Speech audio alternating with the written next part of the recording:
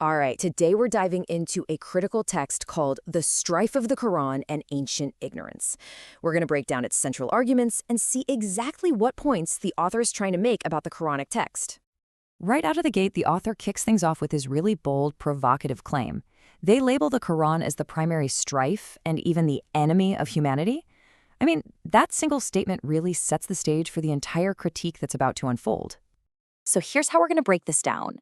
We'll look at 6 key parts of their argument: the main accusation, this idea of knowledge versus ignorance, the critiques of scientific verses, the connection between Allah and Muhammad's desires, alleged contradictions in the text, and we'll finish with the author's final challenge. So let's get right into it.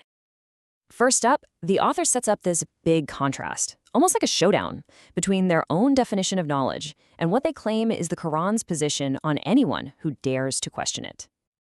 And how do they do this? Well, they use this really well-known Persian poem about the different levels of knowing and not knowing, the paths to wisdom and the pitfalls of ignorance. But then they tack on their own final line, and it completely reframes the poem to make their point. And this is where you really see their argument take shape. On one hand, you have the pursuit of knowledge, but on the other, the author claims the Quran's stance is that if your inquiry leads you to a critical conclusion, well, that's not just wrong, it's infidelity, and it's punishable by death. Okay, so from there, the author takes that same critical approach and points it at the natural world, challenging what they see as scientific claims made within the Quran. So where do they start? Well, the first scientific point of contention they bring up is all about the sunset. The verse they point to is this one, from Surah Al-Kahf. It's describing the journey of this figure, Dhul-Qarnayn, as he travels to the furthest point west. Now, the author's whole point here is that they're taking this verse literally. They argue this isn't some metaphor, but a reflection of a pre-scientific worldview, a belief that the sun physically goes down into a specific spot on Earth, which to them is just scientifically absurd. And it doesn't stop with the sun. The next point the author raises is about the shape of the Earth itself. So they pull out these 2 specific verses, and you can see the language they're zeroing in on, words like carpet and spread out. The author's argument is that this language is direct proof that the Quran is promoting a flat Earth cosmology, which they use as another piece of evidence against its divine origin. All right, now we're getting into what is probably the most controversial part of the author's entire argument. The claim here is that certain divine revelations came down at moments that were incredibly convenient for the personal and often marital life of the Prophet Muhammad. The author lays out 4 key examples where they claim that divine revelations lined up a little too perfectly with the Prophet's personal life, either creating special exceptions for him or justifying his actions. So what's the big deal here, according to the author? It's that this verse seems to carve out a special exception just for the prophet. It says he can marry a woman who gifts herself to him, a privilege that other believers don't get. Then there's the story of Zainab, the ex-wife of the prophet's adopted son Zayd. The author points to this verse and argues that it came down to give a divine green light for the prophet to marry her, which conveniently solved a personal desire and overturned a cultural taboo at the same time. And this last example revolves around an incident with a handmaiden named Maria.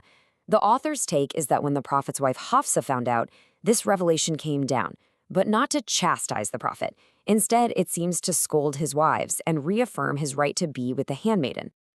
Okay, so we've seen critiques about science and personal revelations, but the author doesn't stop there.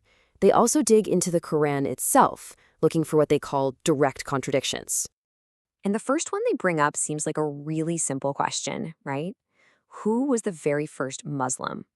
According to the author, the Quran gives a few different answers.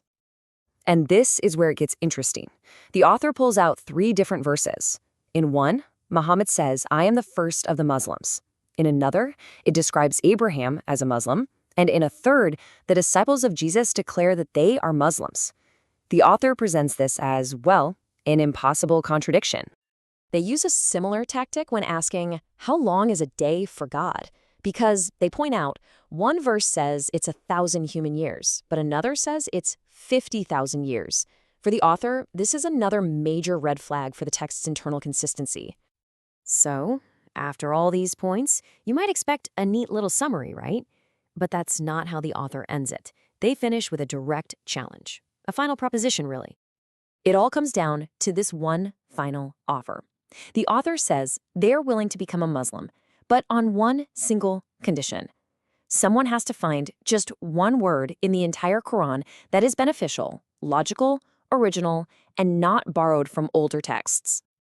And that's the question the author leaves hanging in the air. It's meant to be provocative, of course. It's not just a summary of their argument.